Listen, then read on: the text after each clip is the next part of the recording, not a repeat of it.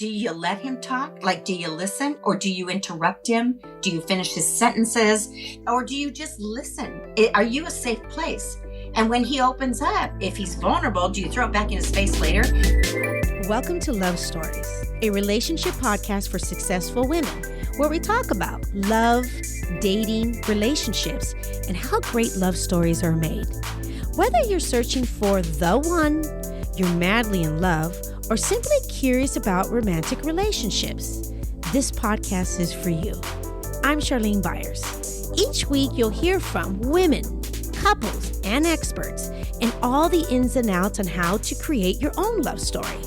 I am so passionate about this subject, and I'm so excited to share all the things that you can apply to create a beautiful love story of your own.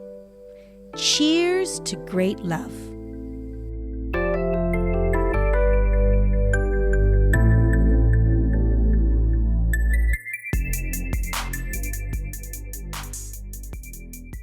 Welcome back to the Love Stories podcast. I'm your host, Charlene Byars.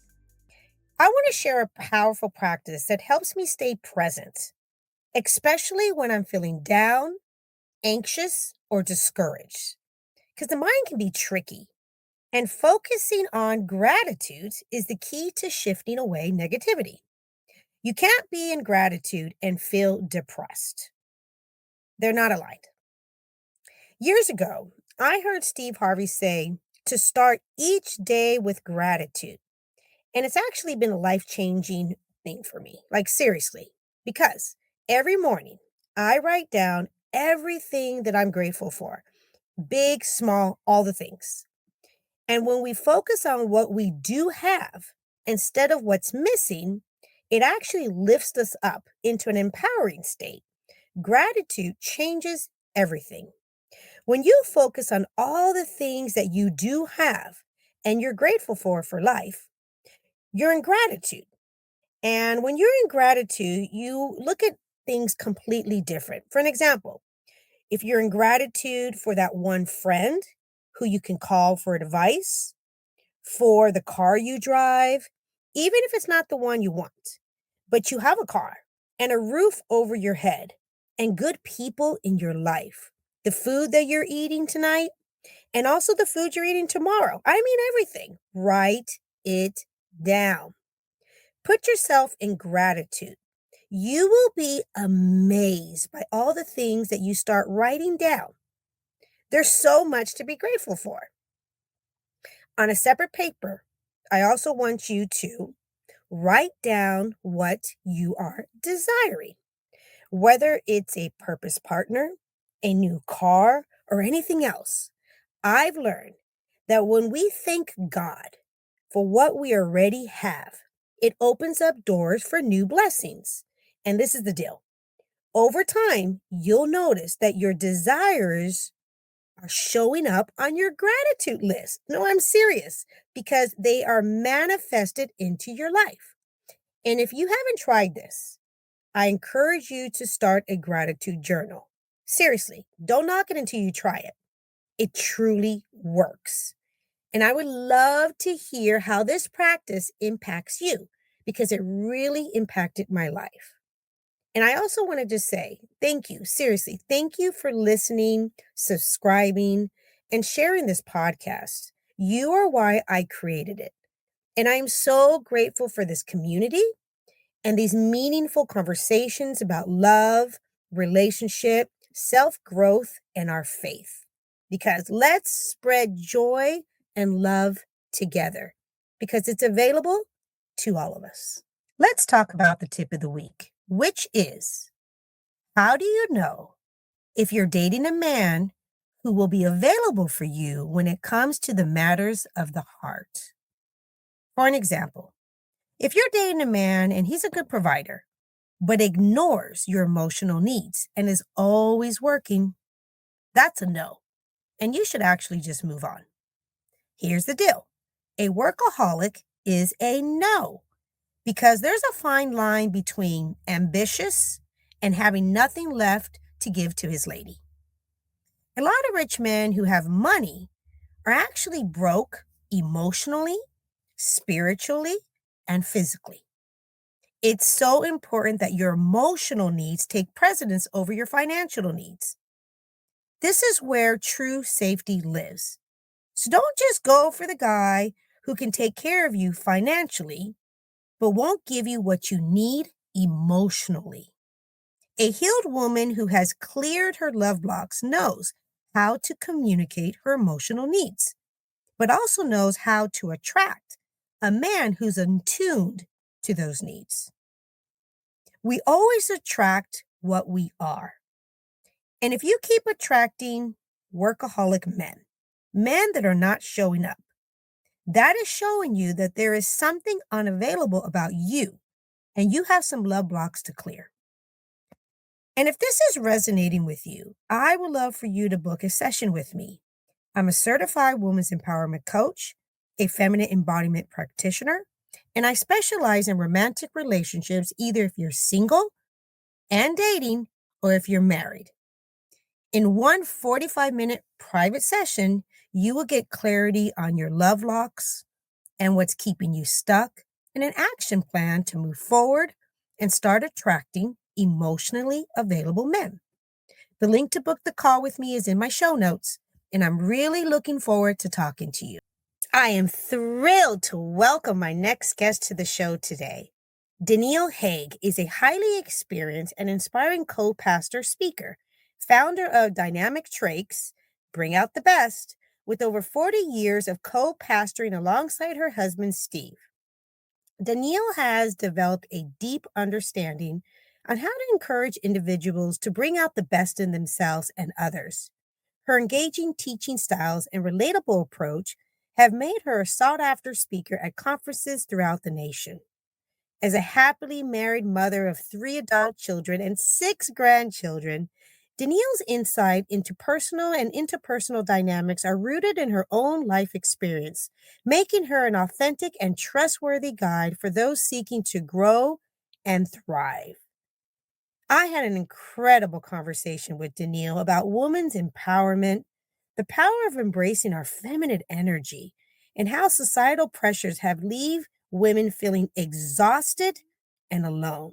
We discuss how reclaiming our power can help us create thriving, loving relationships, and how both men and women deeply long for lasting connection with their partners. It was such an inspiring and eye-opening discussion. With no further ado, Daniele Hage. Well, hello, Daniele. Oh my goodness. I love it. I love it. I love it. First, Daniele, thank you for Hi. being here today. It is my honor to be here with you. Thank It you is for an being honor. here because the work that you're doing is pretty powerful. It's really powerful work, and you're making such an impact. And I was so excited because I feel, and I know that we had a little conversation, prior to this, we had our pre-call, and I'm already a fan of yours. I follow you. I bring in your content into my world, but I was just like, wow, not often do you get to have a conversation with a person that just truly, genuinely has a heart for people and for relationships and really want to spread the word to help people have amazing relationships. And what I love is, it's for men and women, and you're helping. And so I was thinking about this, I was thinking about like how I wanted to start this conversation today. And I wanted to start it with, what, in your opinion, is going on and what's blocking women stepping into their feminine energy and understanding, that to me, it's very powerful. But I notice that a lot of women feel that feminine energy is weak. And I know that you are expert on this, and I really like to get your perspective and start there. Okay. Well, I think that women have been misled and misinformed, and it started way back in the 60s. People even say it started before that, the feminist movement. I know in high school and college, I was writing papers on the Equal Rights Amendment And I was all about that. I was all about, women having rights and equality and fairness and all that stuff. And I came from a divorced home, and I was headed down that road. Mhm. And then I met Jesus. I was raised Catholic, knew all about God, but didn't have a personal relationship with him. Yes. And when I was 18, I had, through a series of events, I ended up accepting the Lord. And I truly got converted. Like, it was very, very real to me. I didn't really know what I was doing. I had a friend that was telling me about God, and I said, I like my life. I don't want to change Yeah, anything. you're like, I'm good. And it sounds boring to be a Christian. Yes. I can sit home and pray on Friday nights. I'm going out dancing, And she said, you don't have to change a thing. And I said, what? She goes, no, when you accept Jesus in your heart, he changes you. Good. And I go, really? I go, okay, I'll try it. We'll see. So I prayed the prayer, with her. And again, I had some knowledge of God. My mom prayed with us every single night. We went to Catholic church, went to catechism, first communion, confirmation, all the stuff. But it didn't really compute with me. And I was young. But at 18, I accepted the Lord. And that, as I started learning the Bible, that's what helped me to learn how to be a wife, how to love a man. The Bible says he gives us a prescription for marriage. It says, first of all, in Ephesians 5, it says, be imitators of Christ. And I think if people just that knew God and really did what the word of God said, there wouldn't be as much trauma and hurt and pain in your relationships. Oh, that's good. You really did what the word of God said, that don't let anything come out of your mouth that's not encouraging and uplifting and edifying.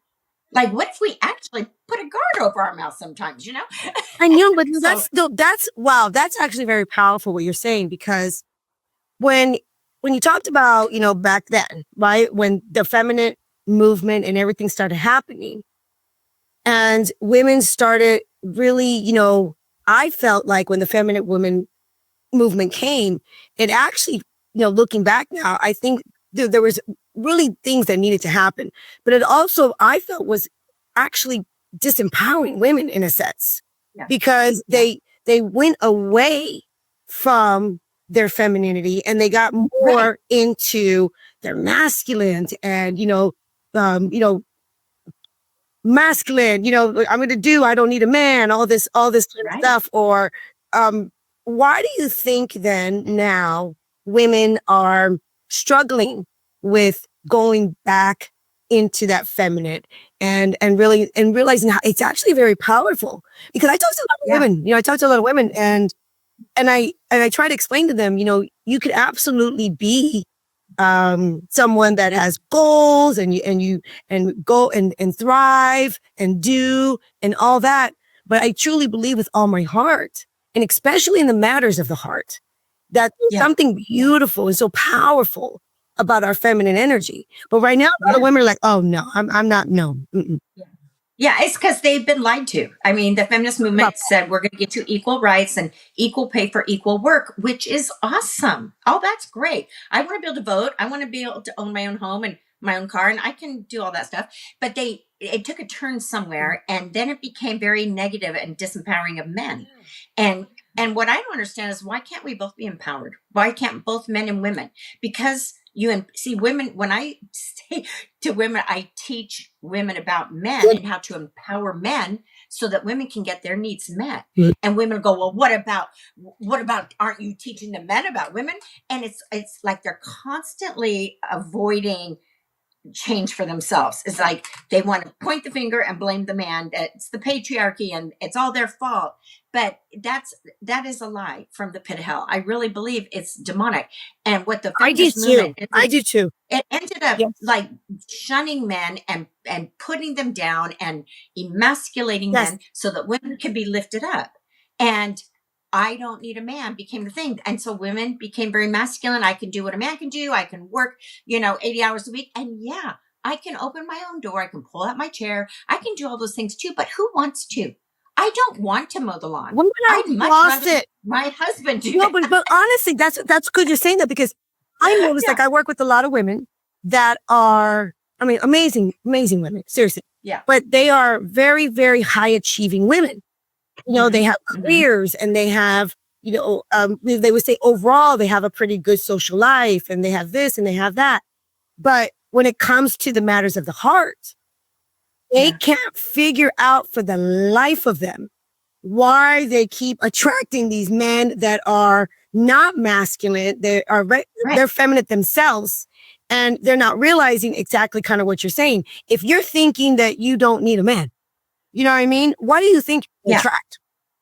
You're going to attract a feminine man. Yes. You're going to attract a feminine. And here's the thing, like alpha women, there's the alpha, like the doers, the one that take charge, the domineering, they're also attracted to alpha men. Yes. Beta women are also attracted to alpha men. Yes. But alpha men are not attracted to alpha women. Yeah. Because explain why they're not. Let's talk about that. Explain why. Because a masculine man, a good, healthy, emotionally healthy masculine man. You hear that, lady? She said emotionally healthy. That's what we're talking about. Yeah. Yes, because, and I always have to clarify that because a lot of people will weaponize my information toward the opposite sex. And I say, I am not talking about a diagnosed narcissist. I'm not talking about people with mental health disorders or personality disorders. I'm talking to normal, healthy people. Right. Yes, none of us are perfect and we all got our stuff. But generally speaking, you're a healthy, normal person. That's my information applies to them because women will say, well, I can't be that to an abusive man or a narcissistic, or you've obviously have never. And I'm like, yeah, my information doesn't apply to your situation. Yeah. Why are you there? Why are you still there? Correct. Why would you ever allow a man to mistreat you? Like I don't promote women being doormats or slaves or sex slaves or beaten and abused. Heck no, never in any way. So I'm promoting, okay, let me back up.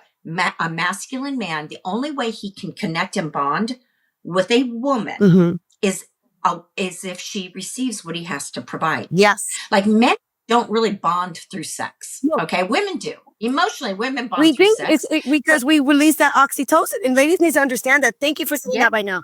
Ladies, you guys listen. She's already, wow. Ladies don't understand is men actually don't fall in love through sex. They fall in love emotionally. And women, what happens is when they do have sex, what's really actually happening, ladies, is you release oxytocin. And oxytocin is a hormone that's a bonding hormone. Do you know that you actually release that when you have a baby? That's what bonds us to a baby. So this is great. Yeah. So and see, oxytocin is also released in a man through orgasm, but it seeps out in 3 days. That oxytocin for women, it lasts for like 3 weeks. So in 3 days, if he's not married to you, he's over you in 3 days. Yeah.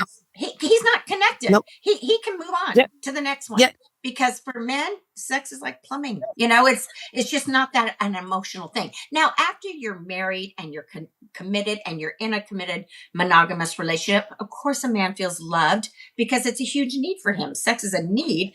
And for a woman that is going to give herself to him, of course, that's going to make him feel loved and respected and nurtured and all the stuff.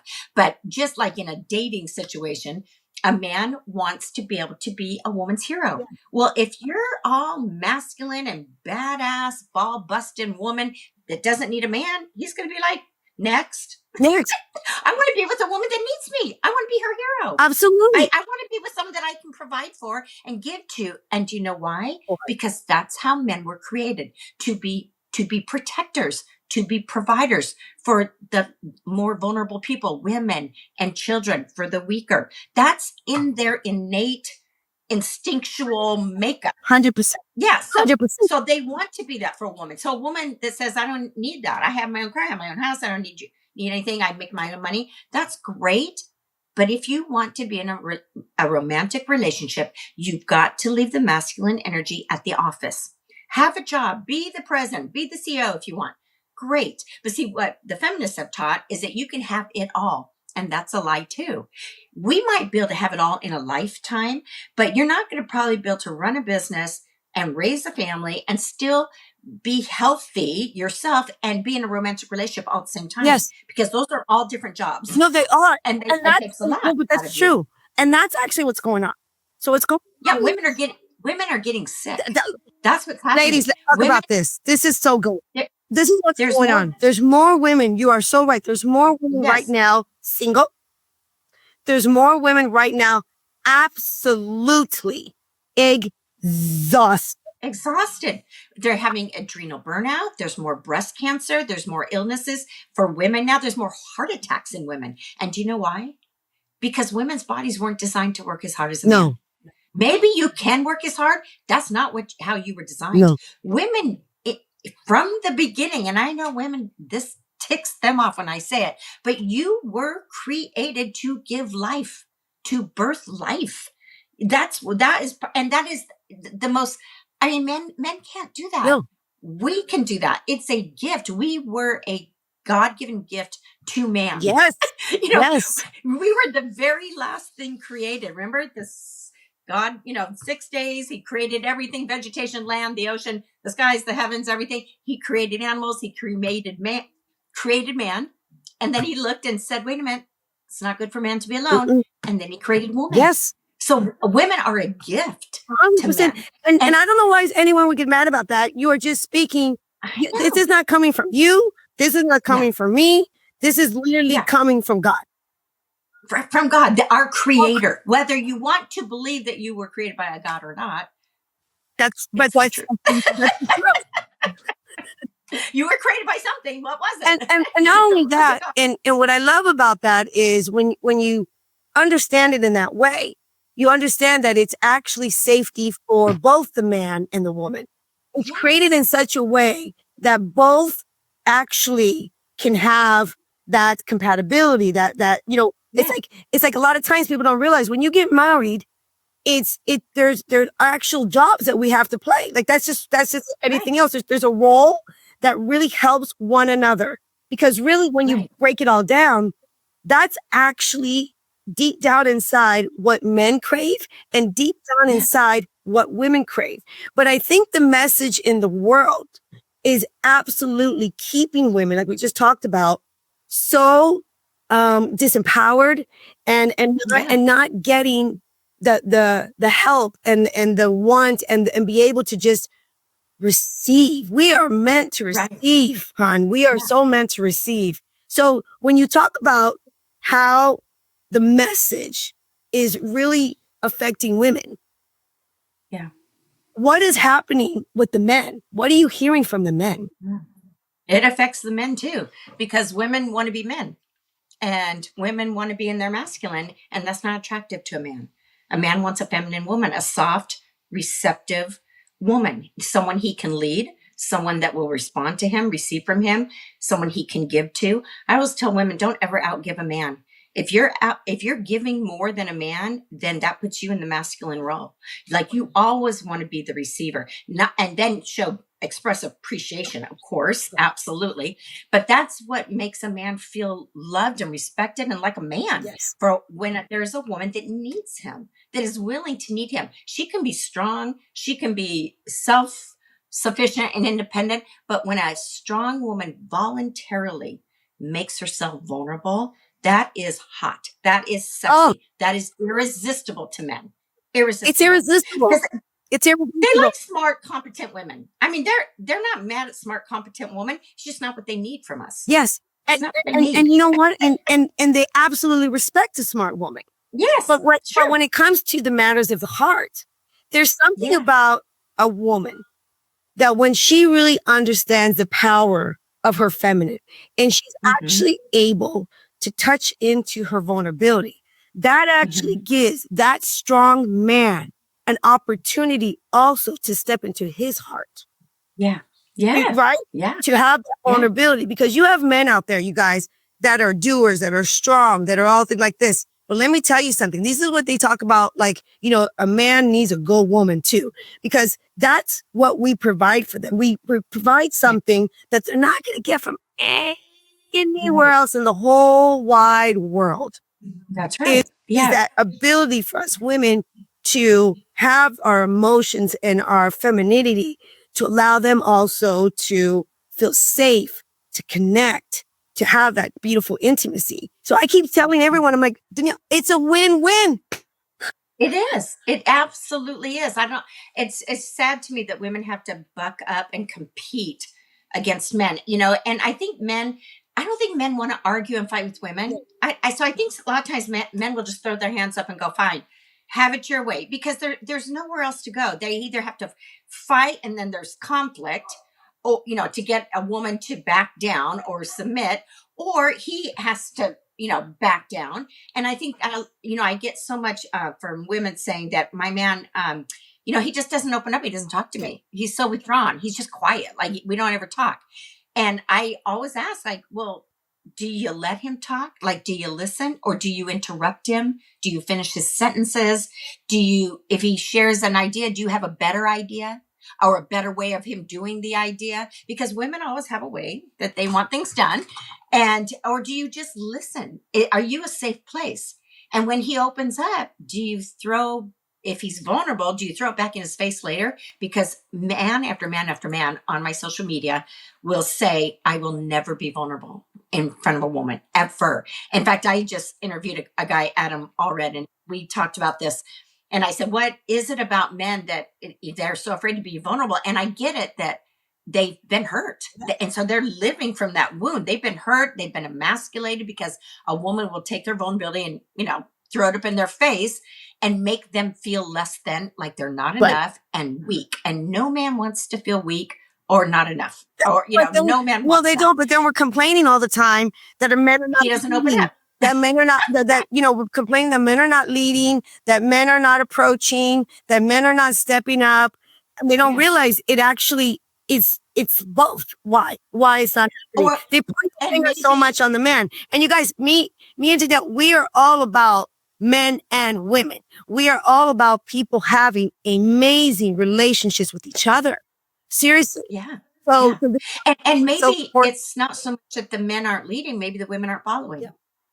Because I hear men say that too. They ask me that all the time. Well, what do I do when I say this is the direction we're going and they won't follow? And I'm like, what is he supposed to? He's trying to lead. He's trying to be the leader. And yes, there are times. Okay, I've been married 44 years, and there have been times in our marriage, in 44 years, you've gone through everything, that I don't think he's leading the right way. There's many times where I'm like, oh no, that's the wrong choice. That's the wrong. No, that's not the way to go. But I know it. This is what we all say. He and I will discuss as equals. But at the end of the day, he gets to make the final decision because he's the man. He's the leader. And that's how biblically marriage works. Okay. Now, I will say to him, if we're at a standstill and I am not good with it, I will always defer and go, okay, I want you to know that I'm not on board with it.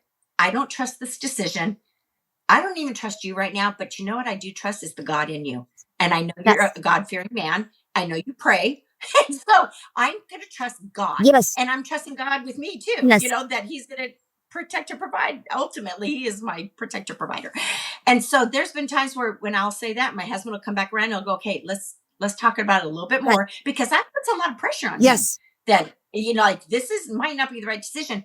And there's been times when he's made the wrong decision, but I didn't have a better one. Yes. I just didn't like the way he was going, but I didn't have a better decision. And so, but you sign up for better or for worse. You do.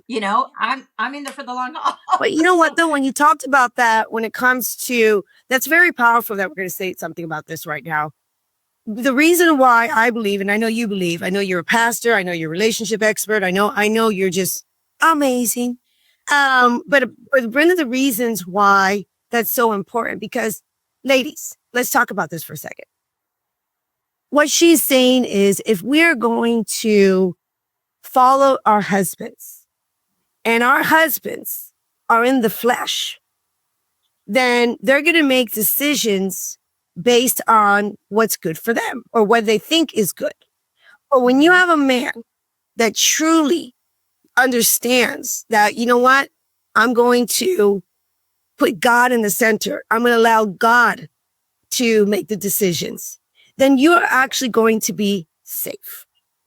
And he's not going to be following the flesh, following what he thinks is a good decision. And when you put God, I want you to talk about that. When you put God in the center of the marriage, it is safety for the man and the woman. Absolutely, absolutely. Because, really, no relationship is going to work out well if the two people in the relationship aren't strong, healthy, steady, knowing who they are in God. You've got to get secure in your identity in the Lord, your creator, first of all, of who you are. Because any relationship you try to build intimacy with in any relationship, it's going to be dysfunctional at best if you don't know who you are, because we're imperfect people. And then we expect the person we married to be everything to us, to be our God, to be everything to us, to be portraits, to be emotionally. Mm-hmm. Yeah, fill us up emotionally, fill that hole in our soul that only God can fill ultimately. Even as, that's why people get married and they go, okay, well, it really wasn't all that I thought, next, like there's going to be someone better, a better partner that will fill me up. No, you're always going to have that hole in your soul, because the only one that can fill it is God. Yeah. So we try to fill it with a man or with a woman, or more sex or more money or a new handbag or a new outfit or a new purse, a new car. We try to fill it with all kinds of things. Both men and women do. And I think God left that little hole in our soul because he knew we would search to get it filled. And eventually, when we realize nothing else is going to work, we come back to him. Okay, God, you're the one that can fill me. And when you see that and really have that understanding, you don't have these unrealistic expectations on your mate, because you realize they're fallible, imperfect, finite human beings, just like me. Just like they've got their weaknesses, just like I do. I'm not going to be able to fill them entirely. You know, the line, the Jerry Maguire movie, the famous line, "You complete me." That's a big fat lie. Girlfriend, that really messed up a lot of women. I know. We don't complete each other. We complement one another, but we're already complete in him. Yes. He is the great completer, not the husband, not the wife. Of course, we can add to one another's emotional health and stability and all those things, and nurture and support and love each other, of course.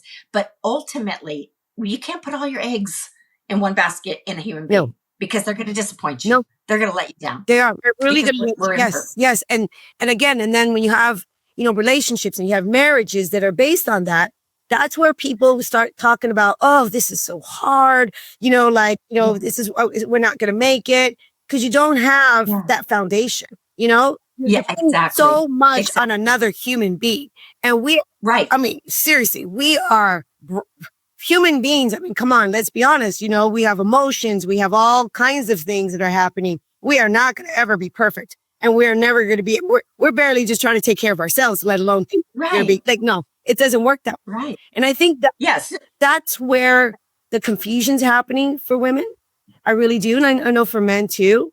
I think that, women are really honestly thinking that the man, should come and be perfect, and they're going to completely, submit to them in a way. Yeah. And let me ask you this. Okay. So take me back, girlfriend. Take me back. Tell me, where did you grow up? And did you grow up with a mom and a dad? Did you have siblings? What was it like for you when you were a little girl? Okay. Born and raised Southern California. Southern California. My parents divorced. I had an older sister, 1 year older than me, and then two younger brothers. We're all about 2 years apart. And my parents divorced when I was 10. 10. Okay. And I think a lot of it now, I never knew this till I was much older, but my mom, I thought my dad left, but actually my mom is the one that filed for divorce. Really? And she was this little Midwest girl that he moved out to California. And my dad was tough. Okay. Like he was a tough man to be married to. But he wasn't, abusive or, he was a decent human being for the most part. Both my parents were. I think because all my siblings and I all found God, I think I was the first out of the four of us at 18. And then and little by little, everybody else got saved. But we were all, raised in the Catholic Church. And at 10 years old, when my mom and dad pulled us in the kitchen and said, hey, they didn't mention divorce. They just said, Dad's going to move out for a while because he needs to move closer to work.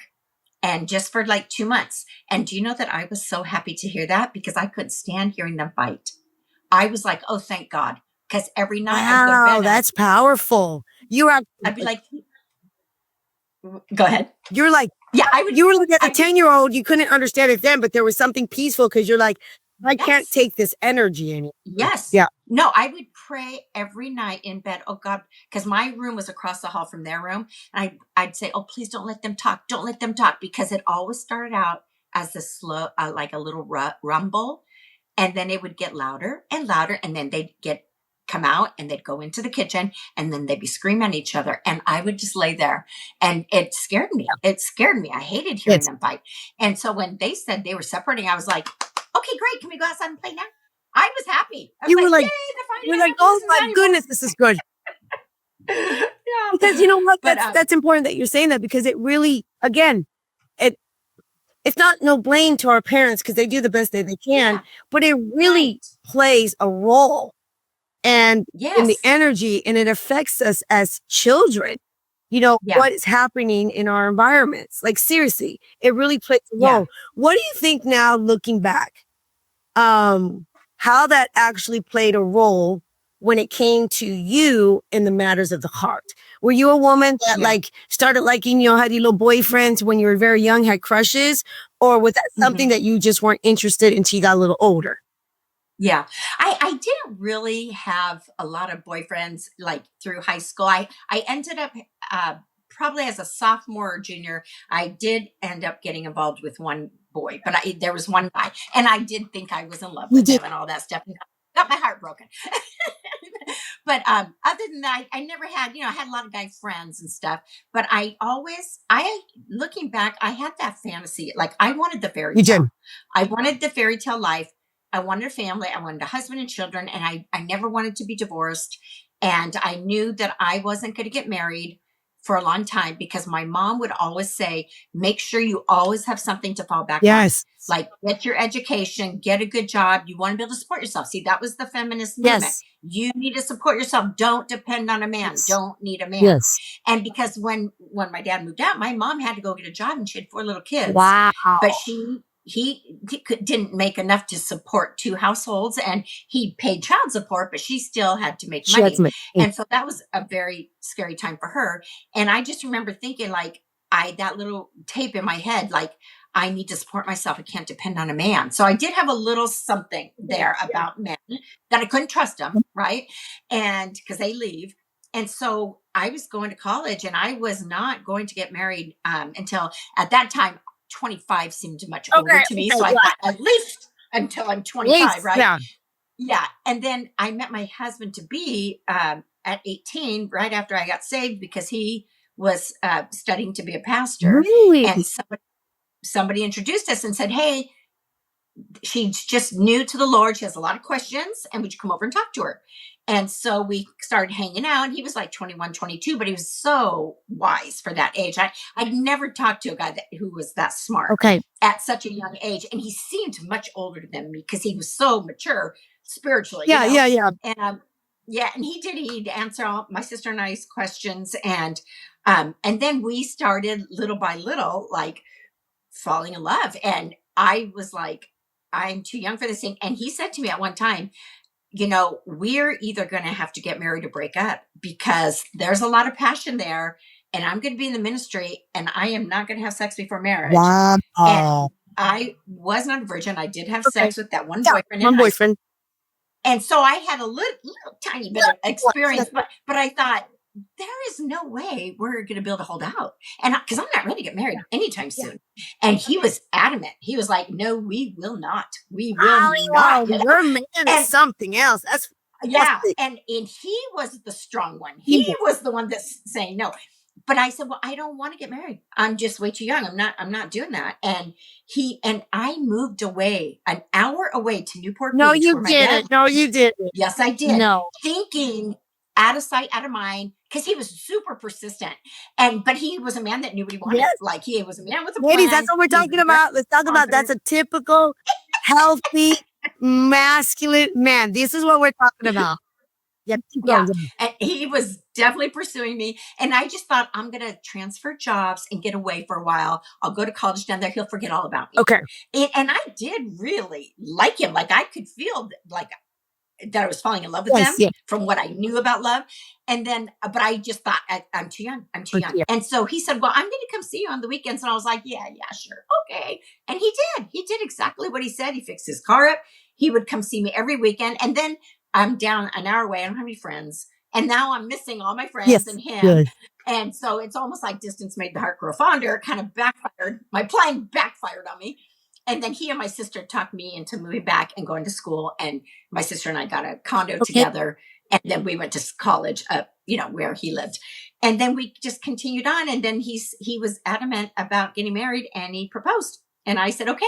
And I was 19. You were 19. 19 when I married You're him. 19. Yeah. Wow. And so I knew going in, we were so young. And I thought, I need to learn about being married and raising kids, but we weren't going to have kids for 5 years because I'm going to finish my education. 4 months into marriage, I get pregnant. That wasn't part of the plan either. Of course you did. Of course you did. It's God's plan. Right. So I feel like we kind of grew up with our kids, but so I just read everything I could get my hands on because I thought I don't want to ever end up like my mom and dad. I don't want to be divorced. I want to, as adults, we try to right everything that was wrong in childhood, right? So I read everything. I raised my kids on James Dobson, and read everything about child rearing, and I wanted to do it right. I was going to be the perfect parent, which there is no such thing. But it's okay. Yeah. And so I just was always super interested and very passionate about relationships and marriage and family. And I just, I dropped out of school after I got pregnant because now I just wanted to be home, be a mom and bake pies and cook. Yes. How did that, because you were very young and you just said that you just like a year prior, just, gave yourself to the Lord. And now, you're a year prior, you grew up more, I would say more religion in the sense of, like you said, you didn't have God in your heart, even though you guys grew up Catholic. And then when you became a Christian is when you started having your own personal relationship with God. Yes. And then you're also like going to school. And then on top of that, then you're falling in love. And then you had to, say, okay, well, I'm pregnant now. Now I want to stay home. How do you at a young age start really honestly navigating all that? Yeah. Yeah. There was a lot of changes from 18 to 21. Yes. 3 years. Yeah. Because I was 21 when I had my first baby. And I felt like a kid. I felt like I was playing house. It was like, I was kind of scared, like, oh my God, this is happening. But then I was excited about it too. And I really think part of what helped my husband and I is we had a lot of support. Like we were in a local church. We were very involved in it. My husband was volunteering. He became the youth pastor at that church. There was lots of older couples. I love that you're saying this. I love that you're saying this. Oh, I wish people understood you need support. Okay. Yeah. Yeah. And you need friends, other married couples that are going through the same thing. I think that is part of, because we would get together every week with 2 or 3 couples and we would talk about everything. And there was one older couple that had been married longer, and there's 2 younger couples, us and another one that got married around the same time. And we would have great conversations, and the older couple would teach us about stuff, anything we had questions about. And then I think too, like this, I think is super important for men, is that I always tell women, if you're dating a guy, you need to look around him and see what kind of people he has around him. I was very, very fortunate that my husband had mentors, older men that he so looked up to, that he wanted their approval. And whenever we came to a standstill and didn't agree on something, I would always say, hey, let's go to our pastor. That's beautiful. And if I'm wrong, I'll stand down. If you're wrong, you stand down. Like, let's get a mediator here because you and me can't seem to solve this. And let's have somebody else speak into it. And that was like our saving grace. We always had older people we could talk to. And most of the time, my husband so didn't want to be embarrassed that he'd be like, okay, never mind. No. Okay, we'll do it your way. Because, of course I was always right. Yeah, of course. Right. No, but see, that's why I'm loving that, because, when you think about it, there are ways and there's tools that all of us can apply into our relationship, because that's what's important. We're not taught relationships. for the most part. We're not taught really men and women for the most part. I know that's the work you're doing. I'm trying to do that work.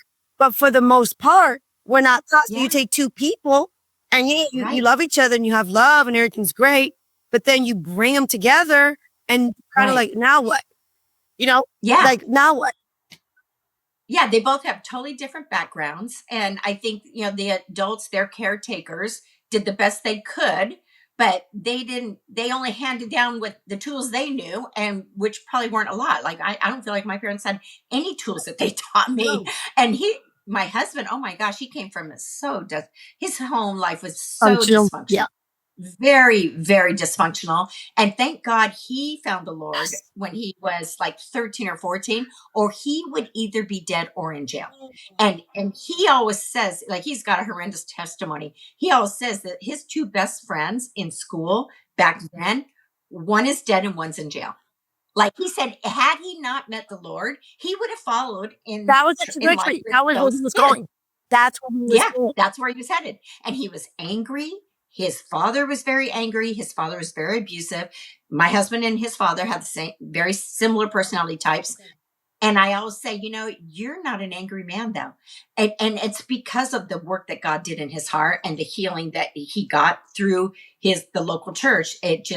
God ministered to him and he just transformed him. He really did transform him. But there was still a little residue. Yeah, of course. No. And when we first got married, now we're married, and I started seeing things. Yes. You don't really know someone till you move in. Oh yeah. Then you're, oh my goodness. Okay, hello, hi. Yeah, and we laugh about it now, but he even says, like, I would uncover something, and I have to admit, I'm a digger. Like, let's get down to the bottom. What's really what's underneath? What's happening with this? And he was like very resistant, and he was a door slammer. Like, he would walk out, slam the door, get in his car, drive away. Yeah. And he was a runner. He's a runner. They're leaving. He was a runner. I'm like, what just happened? And it's like, because I was peeling that onion, peeling the layers, and it was like too much for him. He couldn't deal with it. And so we had to talk through a lot of things. We had to get some help and find out about that. And I think, because he was so probably afraid of becoming his dad. He didn't want to fight. He didn't want to argue, because that was what went on in his home, and people were throwing things, and there was just chaos in his home. And so he would just leave, because I think probably he was afraid of it becoming chaotic. Yes, he didn't know how to handle. He was like, I don't have these skills. I don't know what to do. Right. And in my home, we just brushed everything under the carpet. We didn't talk about anything. Nothing. And so I knew I didn't want that. I knew I wanted to talk about things. And so he had the opposite, but so now he wants to brush things under the carpet, and I want to bring everything out. So we had to figure out how to make that work, but we did. But we did. And ultimately, let me ask you this: so what I said earlier, a lot of my listeners, the women that I work with, are wonderful people. Honestly, are wonderful women. Sure. But again, like I said, they're having a hard time. And they believe that, where are these good men? What's going on? They think that it's the man. They don't see that also a common denominator here. It takes two. Yes. What would you, if they're listening right now and women are like, okay, this is wow. It's popping up. Like, a lot of things are popping up right now for them. And they're thinking, okay, I'm single. What are you guys talking about? Where are these good men? What's going on? They're men that are really like this.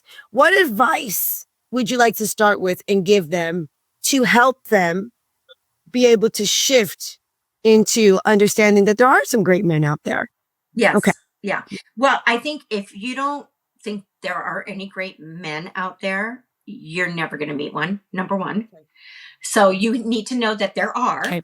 And then how do you attract them, right? Attract them. And so, ladies, how do you attract them? You need to be your best version of yourself, healthy. You need to work on your self-worth, your self-esteem. Usually women, they're not as confident in who they are, as men. So that, and that's, you hear every woman speaker talking about a woman's self-worth. That's something every woman struggles with. So you need to work on yourself, do the work, the personal development, be your most feminine self. And I know single women that are working, you have to work because there's not a man in your life. Yes. And that's awesome. Yes.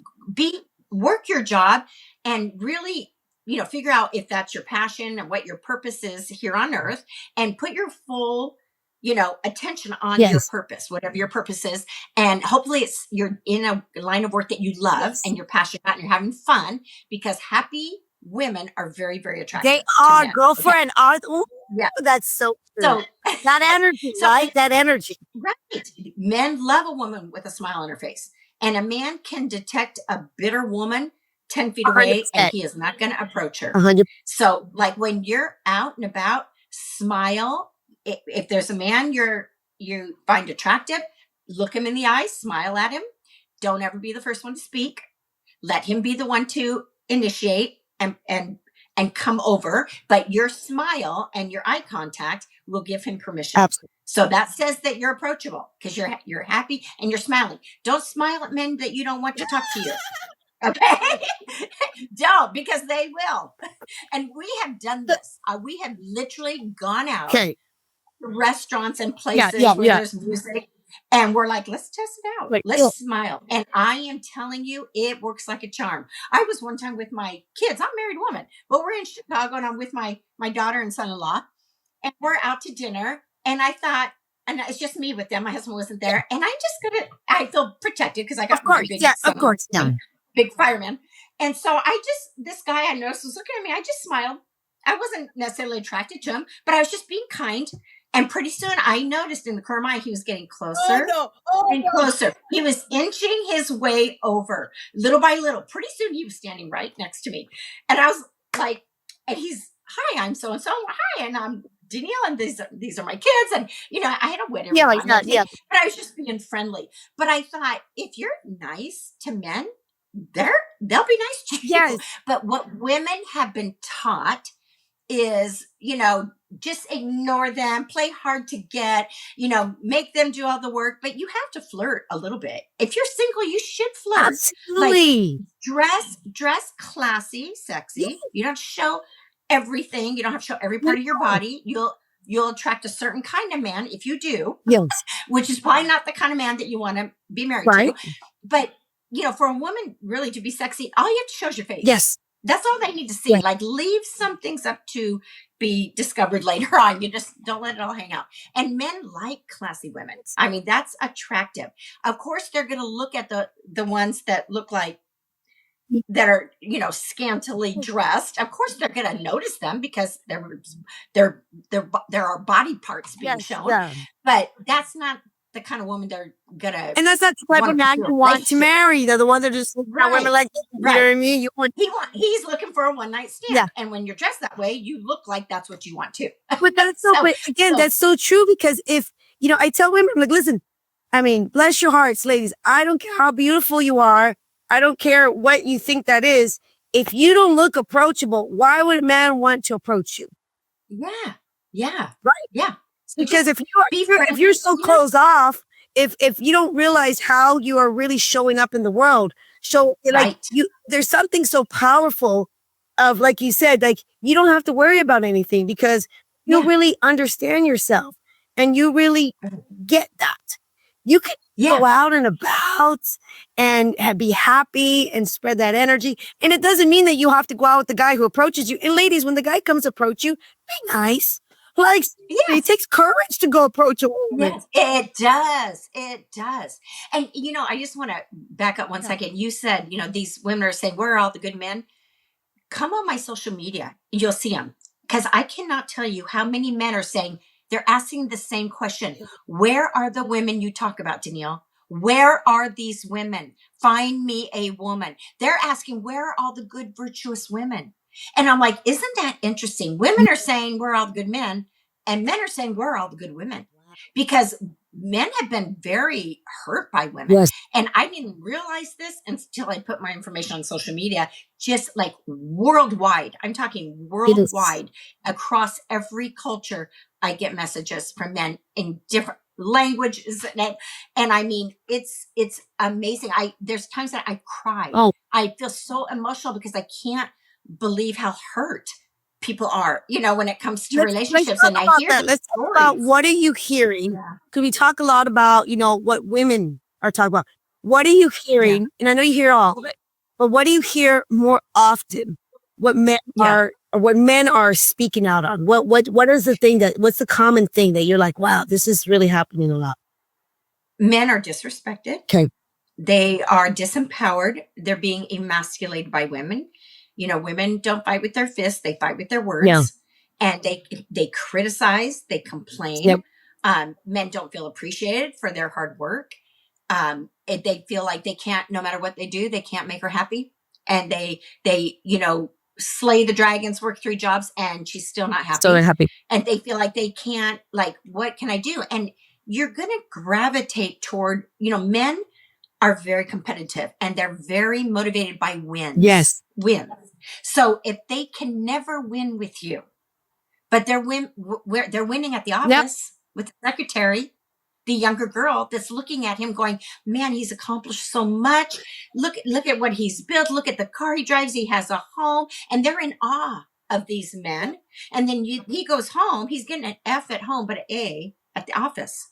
So he's going to gravitate to where he's winning. Right. And I'm not saying he's going to cheat on you, but his interests will be elsewhere, either with the children, with his work, with his hobbies, with his guy friends, but he's going to go where he feels celebrated and where he can get a win.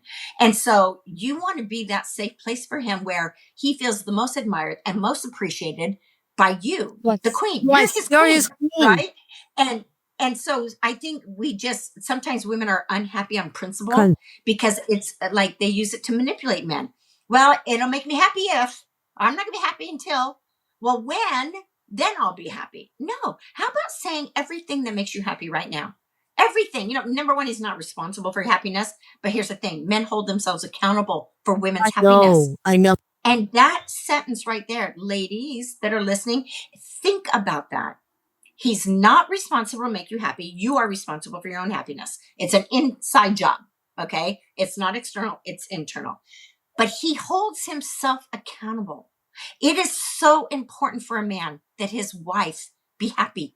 So important that his children be happy. Yes. Like that's the thing that makes him feel like I'm a good man. I'm doing a good job. I'm job. winning. I'm winning here. Yes. What? And do you know that men look at other men and have a higher respect for men whose wives are happy? Yes. They look at men and go, man, dude, you're doing good. Dude, what are you doing? You're doing it right. Yep. I can look at her and see what kind of husband you are. Yes, you can. Because she's a happy girl. She's a happy girl. She's looking good. She's not miserable with her life, all the things. Right. Let's talk about that for a second. And I know I'm literally looking at the time. I'm so mad. I don't know. No, you guys, she told me that. Oh, gosh. She told me she has a hard stop, and I feel like the conversation is just starting. What is going on? I know. Okay. You have a few minutes. Are we okay? We could do part two. Okay. But I'm going to say like 3 minutes maybe, because I do have this. Okay. So we're I would love to keep talking to you. Okay. This is such a great conversation. So right now, 2 things I want to ask you. If women are married right now, because I do believe that just because you've been doing certain things for a certain long time, I truly believe that people can change if they want to, and they can get shifts. If women are in that position, they're married, and they're like, oh, wow, I'm not even realizing that. I do, complain a lot. I do this and this. What advice will you give a woman? What's the first thing that they can do if they notice that their marriage now they're not fulfilled, he's not fulfilled? What's something that you would want to say to them? I would say a place to start, I would challenge you to take the next week, take 5 days in a row. Okay. 5 days in a row without one complaint. 5 days. Every time you find yourself going, but you didn't, or I need, this and that, stop and find something that you can appreciate about him. Anything, the littlest thing. He took out the trash. Oh my gosh, every time my husband empties the trash, I never have to ask him. Every time he does, I go, oh my gosh, empty trash cans. I didn't even ask. Thank you, honey. Thank you. I love that because it's cold and it's dirty out there. I'm glad you did it. And then you tell him whatever he does, the littlest thing, what it provides for you. That's beautiful. You know what that provides for me is I don't have to go out in the cold. It makes me feel feminine. I feel taken care of. I feel like I have a teammate here. It's not just up to me. I love that. This morning, I go, oh my gosh, I decorated the Christmas tree the other day. I go, that star is it's going to fall off. Yeah. It's bending Yeah. over. Do you know, my husband hates doing like handiwork. Oh, yeah. Not his thing. Do you know, all I said was that pretty soon he's got this rake thing and he walks right. And I was shocked. I go, you're going to fix it right now? I thought I will have to ask him 5 times. And he's fixing it. I go, oh my God, thank you. I go, you are my hero. I go, thank you love for fixing the star. But rather, a lot of times women will go, well, yeah, that's your job. Yeah. You should have done that. I shouldn't have to ask. I shouldn't even have to appreciate it because that's what you're supposed to do anyway. No, I appreciate everything. Look at everything as a gift. Yes. My husband fills my gas tank up. I never ask him to. Yeah. He does it because he feels like it's a man's job. Yeah. And that's taking care of me. He goes, I don't want you standing out there. That's really And you're not vulnerable telling him to do it. You're not telling him. That's the difference. Never. Yes. That's his idea because he says it's really vulnerable for a woman to have the hose in her gas tank. And if somebody came up, she couldn't get away fast. Yeah. Because your car's locked up. He goes, I just feel like that's a protection for you. And That's I'm like, beautiful. Thank you so much. And then he's out of town. I'll call him and I'm like, you know what I'm doing? I'm filling up my own gas tank. You are so slipping because I need gas. And before he leaves town, he'll say, now watch your gas tank. Because I don't. Because I'm so used to him watching. I never pay attention. And I just tease him like, dude, you are so slipping. I love the humor. Oh my goodness. You know what? I know I gotta let you go. Because I was just gonna say, I love that humor because keeping things a little light like that. We laugh. We're too serious, girlfriend. Like it is. Yes. Oh God, we gotta loosen it up. Yeah. Oh my life is not. Don't be so serious. Yes, we find humor in everything, and we tease each other. That is our dance. That's why I fell in love with them because of his humor. Really, he's a fun man. But we like to tease. But let me ask you this before you get off this call. How can they get in your world? How can they, follow you? Do all the things. Well, I am on all the platforms, Instagram, TikTok, which won't be for long because I know that's shutting down. YouTube. I would love for you to subscribe to my podcast on YouTube or wherever you listen to your podcast. What's the name of your podcast? Daniele Hage Podcast. Yes. Easy.